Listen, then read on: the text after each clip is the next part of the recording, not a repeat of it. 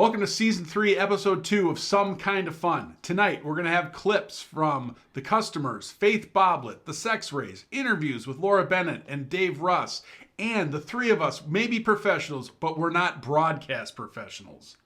Paul, Claire, how's it going? What's up? It's amazing. It's great. Thanks for that very professional introduction, Pete. Nothing but the best. Absolutely. Thank you. For my co-host. The gold standard. The gold standard. Right. Yes. Absolutely. I'm bringing my A game. Yeah. We all are every day. So if you have been watching the show in the past 2 seasons, you know that the first thing we do is we talk about recent shows that we enjoyed, and I always start with Paul. So my big show for the month of March was Ike Riley at the Turf Club. He's one of my favorites. He did another great show. I was sad because I thought I was missing a Spit Take show at Palmer's.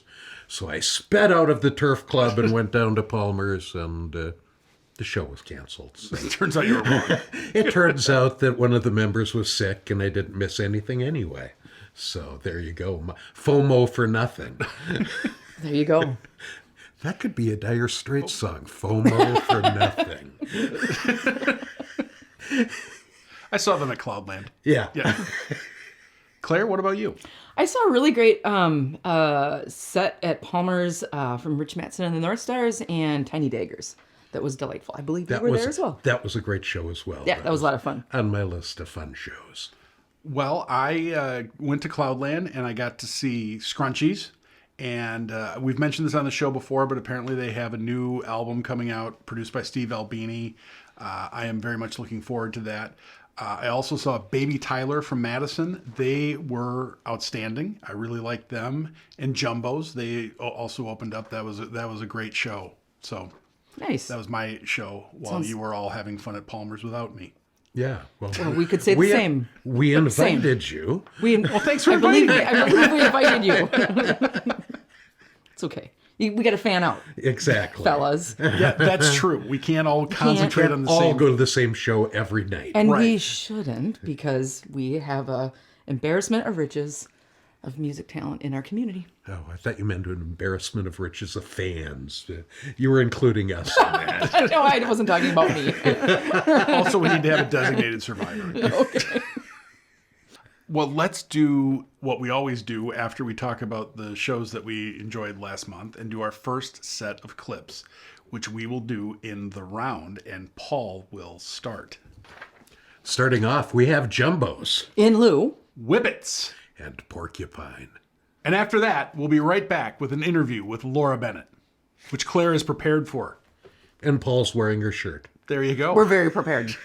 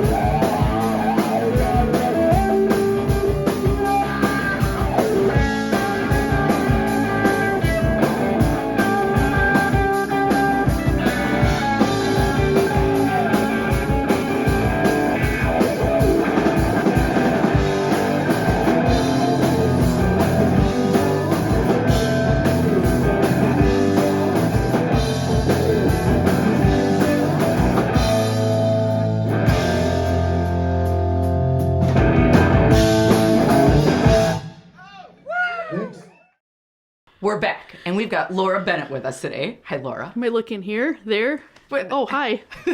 Oh, hello. I just realized, like, there's the sound, but where's the audience? I guess I'm talking to you all. Yeah. Hi. Hi. Thanks for having me today. Well, we're really glad you're here. Thanks. Well, let's talk music. Okay. So I hear you drum. Just kidding. I don't hear Yeah. you drum. I know You can hear it because it's loud. Oh, yeah. Yeah. I started as a marching band kid in high school, but didn't do anything drum-wise until I literally was like, Minneapolis, starry-eyed, I gotta move there. I want to be in a band. Kind of serious, but like not realizing that I would actually be in one or end up in some. And I like learned how to play on a drum kit as I went along. So, yeah, I still feel like I'm learning. Okay. Yeah. What bands were you starry-eyed with here? Well, I guess so. The little living room in Wisconsin, and I was like, well, we finally got some, whatever they called it back then, satellite dish or cable, and MTV was obviously kind of like, wow, once I discovered that, it sort of like opened me up to like all these things, and, around the time of 120 Minutes was airing a lot of Minneapolis bands, and I was like, that's not far from here, and I was a really sort of like, small town sheltered kid. I didn't, to go have fun, I go climb a tree and call it a day, and maybe eat some dirt. Sure. As all of us Well, it did. looks like chocolate. You don't know until you try it. But Immune system. yeah, that's why I'm sort of healthy today and all those minerals. Anyway. So, yeah, it would be like The Replacements, Soul Asylum, Husker Du. But there's obviously a lot of other bands other than that. But not everybody was on MTV. But then, that was in Beloit, Wisconsin, where I was born. But later shipped off to La Crosse, Wisconsin, where I went to college, where the record store was, and that's where, like, I really got to know more. A lot of the bands that were in the bins were kind of like Minneapolis bands, and then there would obviously be it was in the 90s, so it was kind of like, Nirvana was coming out, and Pearl Jam, everything was like Alice in Chains, all of a sudden at once is all the really cool bands to be able to sell at a record store. In the 90s, while working in a record store, is kind of like a cool time to work retail. So when you got to Minneapolis, you started a band like right off the bat then? I moved here with a few friends, and I didn't quite know what I was going to do, but I just knew, like, I got to go to First Avenue, and I really didn't quite know what I was doing yet. I think just worked at Surdyk's for a little bit, and I just hopped to jobs like I did just because I was always trying to figure out where I'd be comfortable. I just never really fit like to a regular mold, and so again, I'm not always the best employee, but I just was always like, I need to figure out a way to do my art, and I really want to be a musician, like a drummer, but I don't know, how do I do all that? And so I started going out, and what happened was I started going to like karaoke, like with the one that Arzu would run, which I think she's still doing, and you go to that kind of karaoke, and a lot of musicians would go to that kind of karaoke, Sure. So you started meeting musicians, and then you go to their shows, and then eventually you meet someone's like, you want to jam? Okay, you jam, and it works out, and so that kind of led to like the Red Pens era, where it was just like that two-piece. It only lasted a couple years, but it did all right. And so because that happened, it kind of got me on a little bit of a map to where like someone's like, oh, you did that. Do you want to jam? Okay, go in that band. I think bands I've been in don't last more than a couple years, but I'm here to break that cycle with the current new project, so we'll see. Tell us about we'll see that it will last. We will see it last for a long time. Words. Is this thing on? check. Yeah, check. Tell us about the new project. It's called Hot That's hopefully Press. gonna- Before I go off on the tangent, like, so where's the cat? Hot Press is a band with me and Darren Harf, over there. We were both in Tragic Hands together, and then when that ended, we just were like, well, we're not ready to stop. We were just kind of felt like on a momentum, and we really had good chemistry together musically, so we like, well, time went by before that happened, but we decided, like, let's try it. So we tried to, like, write some songs, and we both kind of went in our archives and picked songs that maybe we hadn't both played for years in our, he's been in bands before I moved here, and so I got caught up on his history, and I was like, well, there's a couple songs that I tried to write and do years ago in a band called Soap Scum, which is also another two-piece. where I would do a little bit of like singing and playing, singing. You sing. I always do that too. I'm like, no, but like the first time I saw you, you're just like, it's like, I was, out of the gate. I was like, she's because it's natural, it jumps out of you. I'm kind of like, hey. But if you yell it with confidence, people will be like, oh, good job. Yes. Like, oh, okay. With every band I learned a lot. I was like, well, okay, this is my strengths. This is what I'm not good at. I do enjoy, like, I'll say doing backups and playing, but it is hard to sing and drum. Anybody that does that knows that. And so this, with Hot Press, I want to, like, do a little more of that. And Darren's trying to encourage me to, like, well, let's get you singing more since it's a two-piece. We wanted to kind of keep it that way and see, like, what's going to happen with just us two, guitar and drums. Like, what can we pull out of each other? What's going to happen? And so that way we can both hear each other. Like, I only hear him, he only hears me.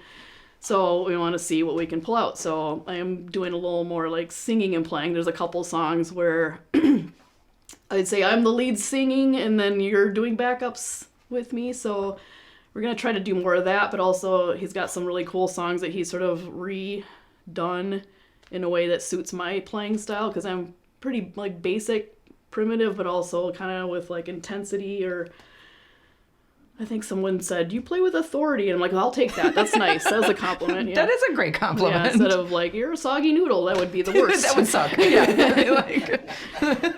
Yeah. So, yeah, it's kind of like starting over again, trying to figure out, like, well, I feel like I want to just really, I've learned so much. I want to do this one more time, do it right. And the one more time meaning I feel like I finally landed in a place where I'm comfortable, communicate well. There's, like, I can see so much material ahead that I want to do. I'm like, I'm too excited about it where I need to, like, okay, let's just work on this for now. And, like, you have a really cool style. Like, I love your art. Like, it is like super cool. Did you, like, so you mentioned that you went to school, you studied art. Did you kind of develop that style like over the course of that, or was it just kind of like a light bulb moment? Like, how did you come to do such cool art? Thank you. And I feel like as a little kid, there was once in a while there'd be like books around of like classical paintings, like Monet and Renoir and all the fancy stuff. And I was like, I loved realism, and I would always like draw animals and stuff. And but I was always obsessed with cartoons and like Bugs Bunny, Warner Brothers, and like even like Scooby-Doo. Like, you notice like the backgrounds of the cartoons were cooler than the little characters. And then over time you learn that like there's artists that actually made those backgrounds. And it was just like blew my mind at like, how did they get that, like the Flintstones, how'd they get that texture on the wall to make it look like rock? Mm-hmm. And so years later, I'm like taking sponges, dipping it in paint, going, that's kind of like that. Taking materials, whatever I can find, and playing it with paint and trying to figure out different ways to come up with like lines and dots and smears other than just like using a brush. Sure. But college is like, it was 4 years. My mom made me go. I didn't want to go, but I was glad I did because I ended up in La Crosse, Wisconsin at Viterbo. Over time, like I was really drawn to like the more like Bauhaus painters movement, or like abstract. And it's all like kind of like, wow, okay, mind-blowing. But I always wanted to try to come up with something that I hadn't seen before, which is hard. But also I don't want to copy anything, but it's also okay to like be influenced by something and put it into your own work. Like, musicians do that all the time. Like there's certain bands like, oh, I'm influenced by Keith Richards, so I'm going to do this. And especially his clothing and stuff like that. So art-wise, after I finished school, I just kind of was like, oh, I really loved vintage. I still do love vintage clothing and vintage patterns and decor. And I just couldn't. You go in an antique store and like, I can't afford any of this. And I was like, I'm going to try to make a painting that looks like something I'd want to buy. Even like just that, it's like a chart and a graph. I'm like, oh, there's lines and dots and boxes. Like I'm drawn to it. So I tried making stuff for myself, and when I moved up here, I think I would just do coffee shop shows, which to this day I feel like I enjoy more because you're more like connected to like the people. I'm like, more of a, I don't know what to call it, like I just call it like street level artist. I don't know what that means. I just make it up because like I try to get into like galleries and stuff, but there's this whole process and it's all very fancy and proper. And I'm like, I got stains on my shirt. I can't go in here. But whatever. I was like, I'll just make my own world. So I just kept making paintings that look like things that I loved. And I remember going to a Warhol exhibit at the Walker early 2000s.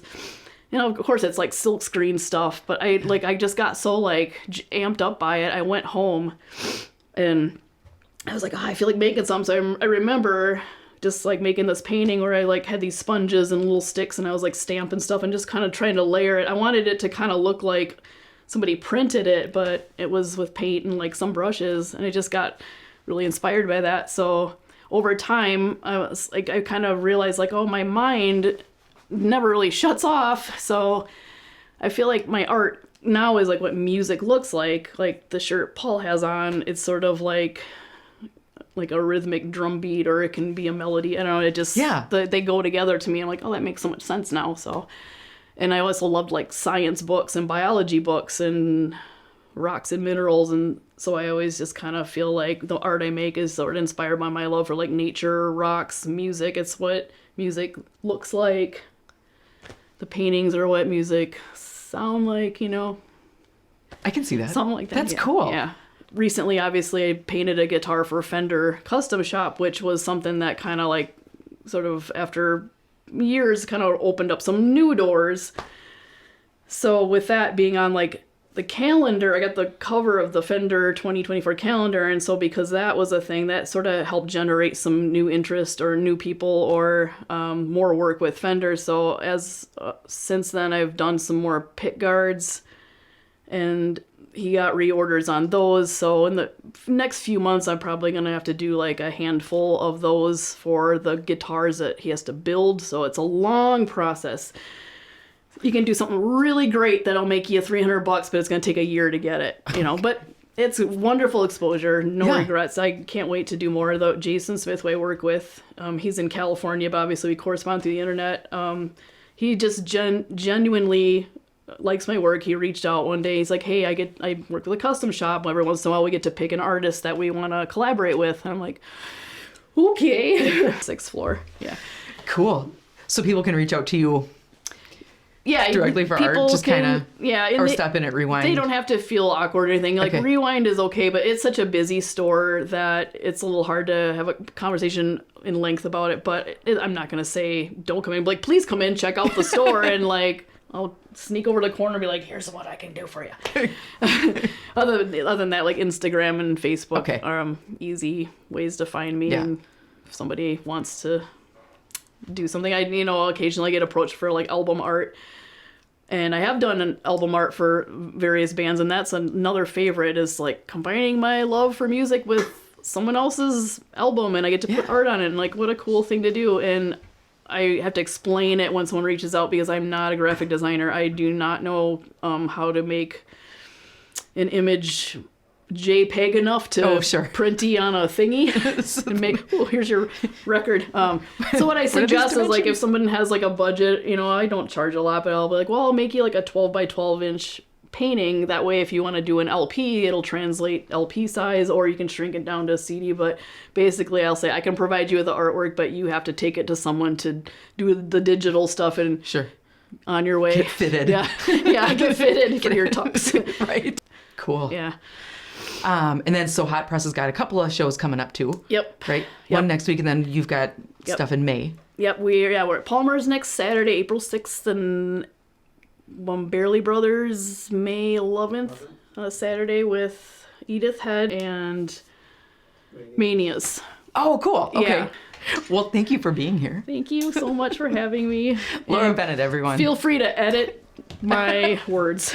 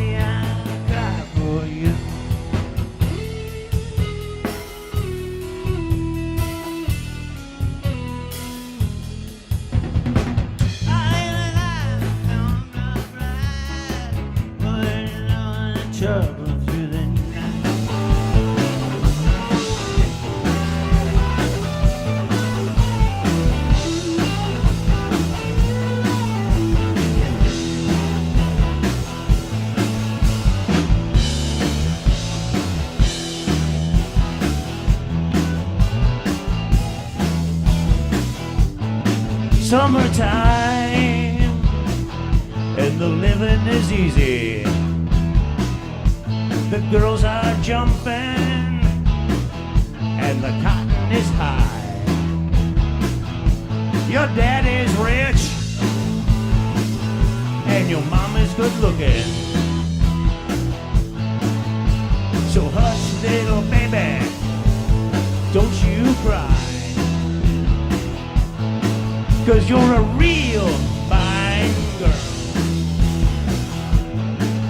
You're a real fine girl. You're a real fine girl.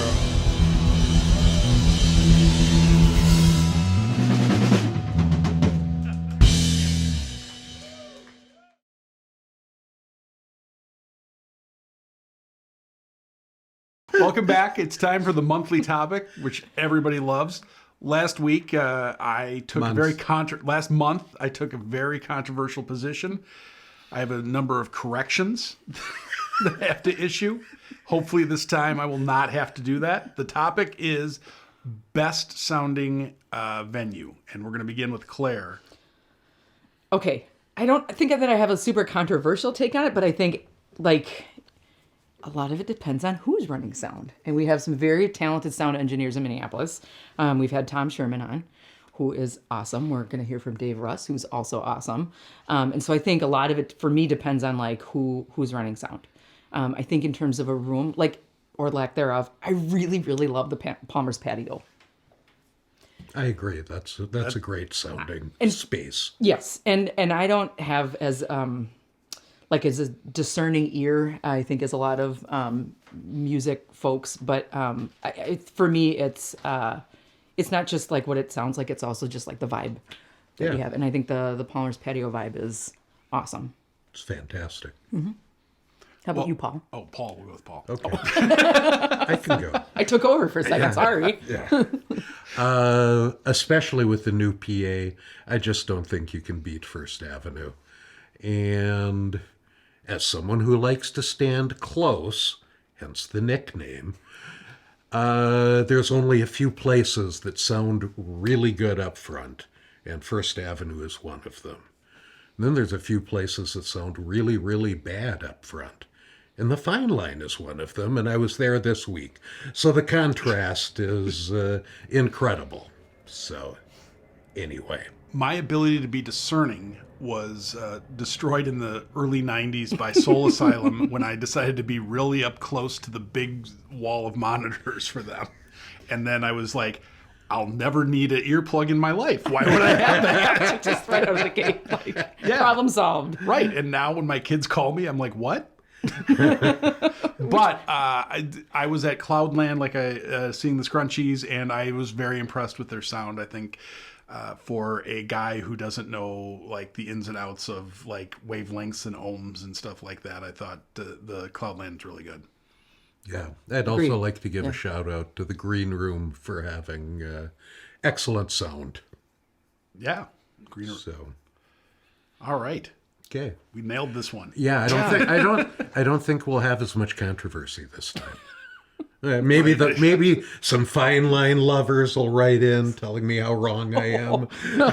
Cue the hate mail. Please do. If you'd like to text Paul We with your like opinion. the interaction. If you had a problem with our opinions on the Fine Line, take them up with Close Up Pat. Yeah, Yeah. that guy. We've got our third set of clips with Two Harbors Speed Riders. Atabaki Beaver. and Ghost Kitchen. And after these clips, we have an interview with Dave Russ. And I don't have paper in my hand.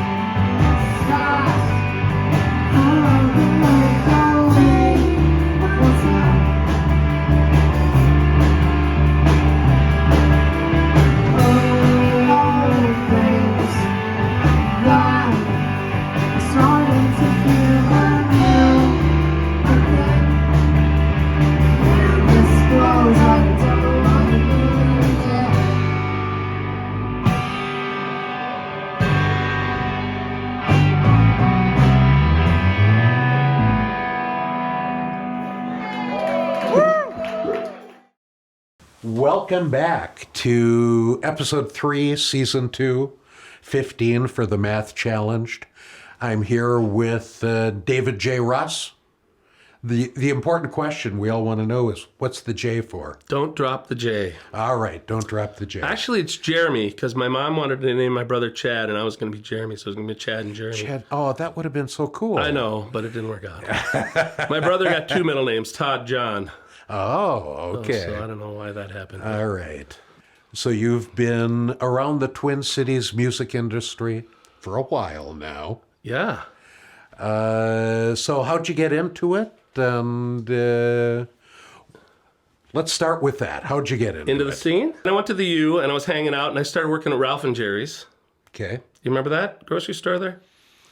I don't know what it's called now. Was it right on Washington? It was right next to Positively 4th Street there. Oh, okay. Literally on 4th Street. Yep. And Jerry Lefkowitz worked there. Oh, okay. And he was in the band Something Fierce, which you may recall. Yep. And I was hanging out with Jerry, and we had a good time working there. It was a lot of fun. And we always joked that our first date was going to see the Northern Lights, because he's like, you got a car, don't you? Jerry did not drive at that point. Okay. And I think he wore it as a badge of honor, but the rest of us wore it as a badge of burden. But no, he's like, the Northern Lights are killing. We got to go up there. I'm like, where? And he's like, the golf course on Central. Which one's that? Columbia. Columbia, yeah. Went up to Columbia. So I went up there and hung out, saw that. And we were just talking about music and stuff, and he's telling me about Something Fierce. I'm like, well, I could run sound for you guys. And that's when Eric Tretbar was the drummer. Oh, okay. So I ran sound for them for about a year, and got to know a bunch of people. And then Eric went to film school at NYU. Yeah. They're like, well, do you want to play drums with us?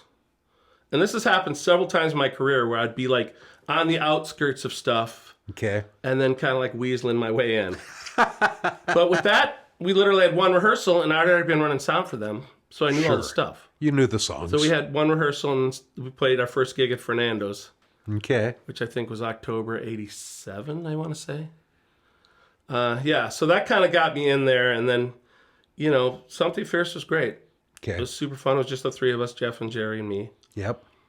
Learned a lot from those guys. They were just great songwriters. I don't know if anybody's heard that stuff, but Yeah, it's been a long time. it's out there somewhere. You could probably ask Jerry where it is. Okay. And so learned a lot from those guys. Then the crossover from that was into Holiday Ranch. Okay. Yeah, and then that was with Eric Newman, who was also in Limited Warranty. Okay. And that went for about 10 years. And then the crossover from the end of that was the Dust Bunnies, and that was the same situation where I'd run sound for the Dust Bunny a ton of times. Okay. Because in the 90s there, I was the house guy at the 400 bar. Too. Right. Right. And that was me, Rich Mattson, and Scott Allen. Yeah. Were the house guys at the 400 bar. That's a pretty good trio of sound guys. Yes, with subbing with Jay Perlman was one of the subs. Okay. So it was like pretty much crack team of people, and we had a lot of fun. Of course, I think we were making $30 a night, minus taxes, so we'd clear $27. It's ridiculous, but we had fun. And Billy Severkison was the manager. Okay. Rest in peace, Billy. Yep. So he was great. He was like a big brother to me. Okay. We had a lot of fun, but I met a lot of people there. That was the hugest thing. Yeah.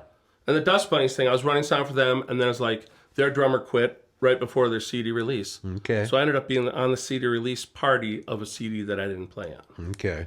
and then went forward with that. So all my life, there's kind of these overlaps of bands I was in, working to the next thing, and it was never like a conscious decision. It was just like kind of being in the right place at the right time. Yeah. Yeah. Before we start to explore all your current projects, because there's several of them. There's a lot. So the sound engineer side of things. Our topic for discussion this week, or this month, excuse me, is favorite sounding room. Now, other than the fact that the best sounding rooms are the ones you're working. That was my bit. I know it was. I stole it. You stole my bit. Do you have a favorite room? That's really funny. It's funny because all the rooms have challenges. Right. And a lot of it stems from the fact that, the architecture isn't pure. A lot of them are retrofitted old buildings that were not maybe designed for, loud volume rock and roll or whatever. The Turf's a perfect example of that. Okay. Swing band in the 40s probably sounded amazing in there. Yeah. But I think they're all capable and they're all able to sound good. I think it really does come down to the person. Yeah. And I think the biggest challenge for that too, and it's funny because you had Bill Batson on here a few weeks back when Jenny, my wife, was on here. He was one of those people that taught me. And I think but with the possible exception of Lauren Wicklander, there's not a lot of the old guard, me included, and I'm kind of, guilty of not doing this is helping some of the younger people learn the stuff. Okay. Because I feel like there needs to be better training maybe. Okay. For the younger guard coming up. But I still meet some great guys. Who's the kid at the schooner the other day? Oh yeah, Woody. Woody, he's great. Good kid. Good kid, sound. sharp. And for me, it's like, at least they're trying. Yeah. Work hard, try. Yep. Learn as you go. I mean, sound is like anything else. First of all, you have to have an aptitude for it, but you got to put in your 10,000 hours. Right. And then if there's challenges with the rooms, you have to figure out what those are. Yeah. And how to leapfrog over that. Is technology... I used to say technology ruined the graphic arts because then everyone thought they could fix everything with technology rather than putting the skill behind it to take a good photograph or design a good page. Because let's they just don't fix understand, it later. Because they don't understand like white balance and all the other stuff that you used to have to know. Right. I think there's a little bit of that, but the thing that digital boards, and believe me, I was a holdout on digital boards. I didn't buy one myself until long after they were here. Okay. And a lot of that was me going, no, I like what I have. But once I did it and once I adopted it, I was like, no, this is great. And it's great for convenience. Yeah.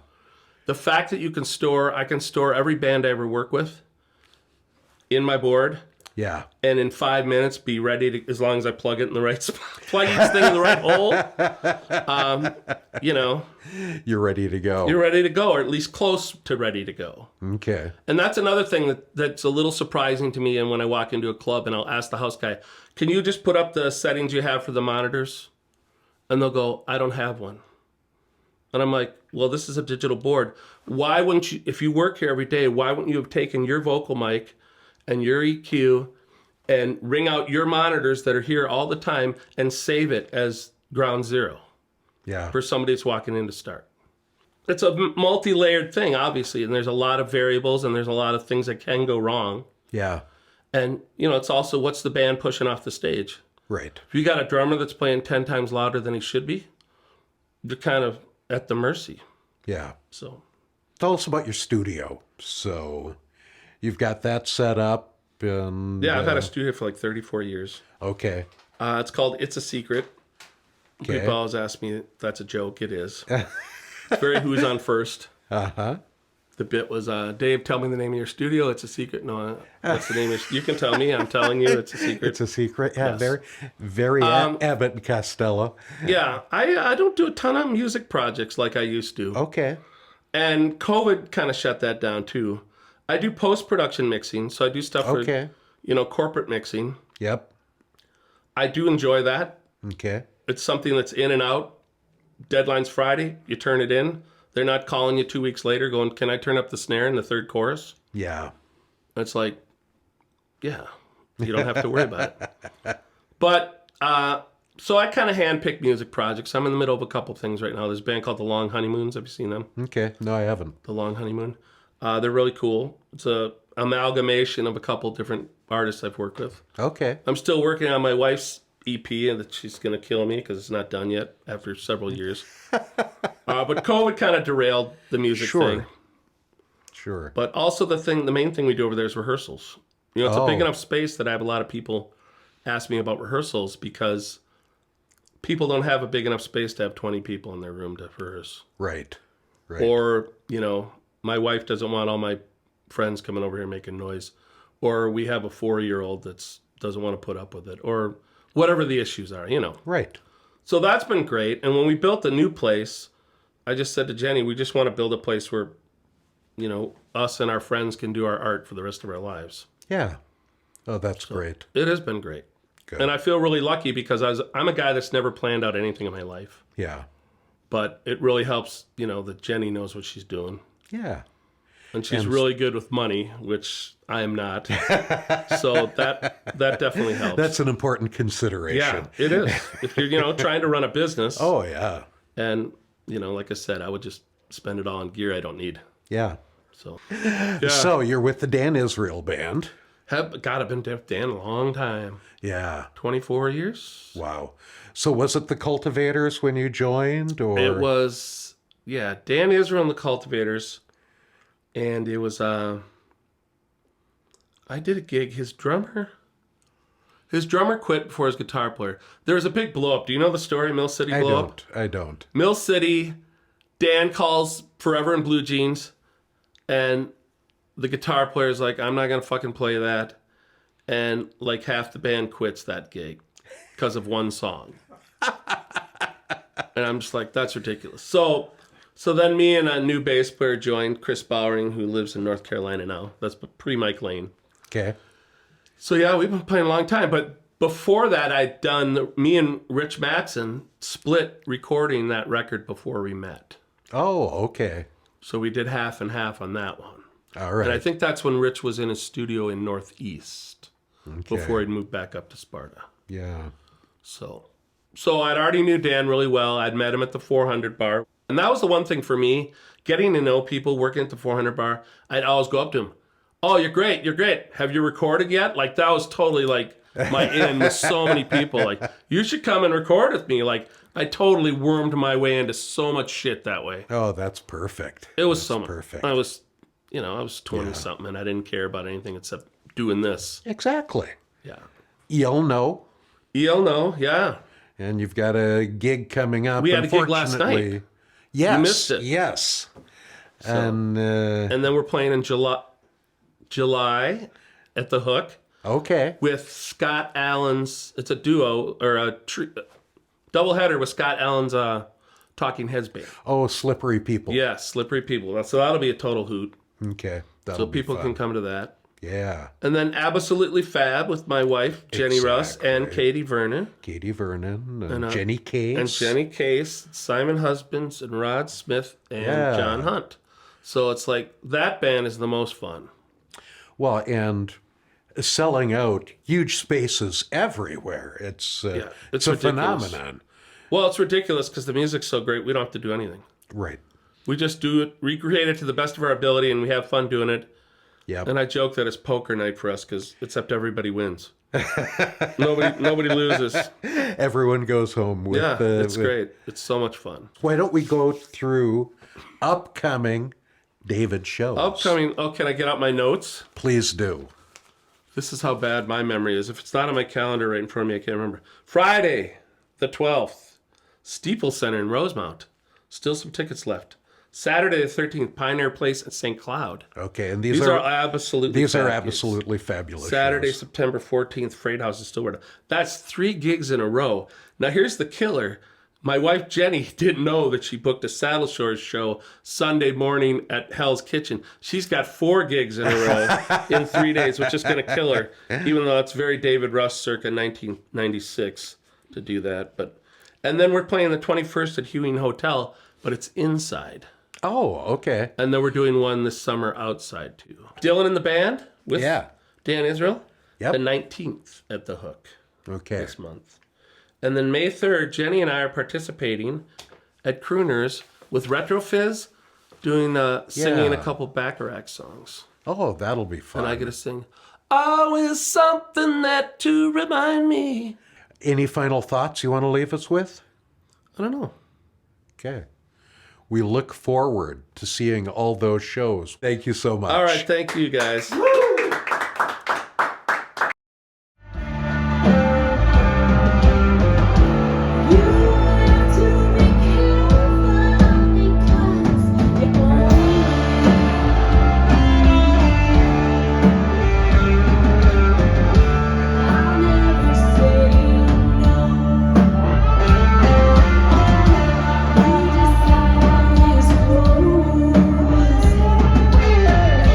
Feels like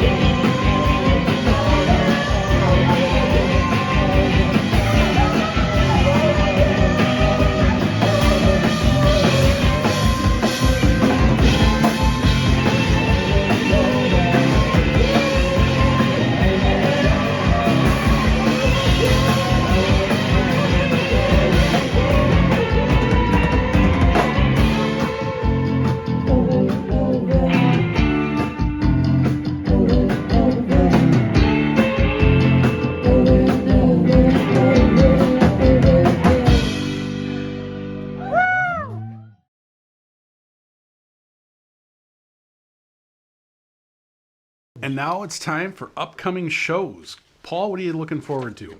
I'm looking forward to Semisonic at the Palace. What I'm not looking forward to is missing Monica LaPlante and Spit Takes at the Turf Club the same night, and Silver Teens and Whiskey Rock and Roll Club at Dusty's, also the same night. That's a lot. That is a lot. You can't make it? I can't. Well, What? I was like trying to figure out like physics and getting Paul to like 3 different Physics. Somebody's got to figure this. Somebody over that you's got to be able to figure this Yeah, out. I know. If you are our audience member in the physics department at the University of Minnesota, figure it out. Time machine, let's go. Chop chop. Literally. Claire, what are you looking forward to? Dust of Suns is playing at Berlin on the 13th. And then Edie Ray and Ginny Dodds and the Dahlias are playing at the Schooner on the 11th. On April 19th at Cloudland, I'm looking forward to Gay Witch Abortion, Oliver Phoebes, and Upright Forms. And on a night or a day when we're going to have lots of activities, April 20th, woohoo! Oh. And Record Store Day, so there'll be events all over. Plus, then we've got Cindy Lawson and the Customers at Cloudland. We've got the Silent Treatment at Palmer's. And What more could you want? It's our high holy holiday. It's all right. It really is. Oh, I see what you did there. Thank you. Wait, what? April 20th. Oh. Oh, okay. You're going to be amazed at how many really stoned people you have at your show. Are we going to we'll have to do like a really slow set. No, but be prepared for lots of pizzas being made. The tamale lady's going to make a Oh, fortune. jeez. It is their high holy holiday. It's their Black Friday. That's right. All right, and playing us out is the Sex Rays. Woo!